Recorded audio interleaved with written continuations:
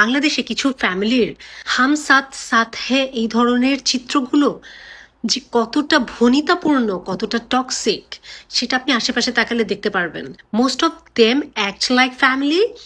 তারা একসাথে থাকতে চায়, বসতে চায়, উঠতে চায়, দেখায় যে তারা খুবই একজন আরেকজনকে পছন্দ করছে, কিন্তু আসলে তারা পছন্দ করে না। তারা একই রকম জামা কাপড় বানায়, একই সাথে বসে খায়, খেয়ে এই রুম থেকে ওই রুমে যেই রুমটা থেকে আসলো সেই রুমে থাকা মানুষগুলো নিয়ে নিন্দাবন্ধ করে, তাদের চরিত্র হনন করে, তাদের অ্যানালিসিস করে, খাবারে কি কম বেশি হয়েছে সেটা নিয়ে আলোচনা করে।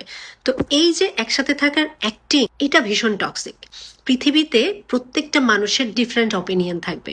আপনার লাল রং পছন্দ দেখে পৃথিবীর সবার লাল রঙই পছন্দ হতে হবে, কারণ নীল রং পছন্দ করতে পারবে না। It's a very impractical thing, এটা সম্ভব না।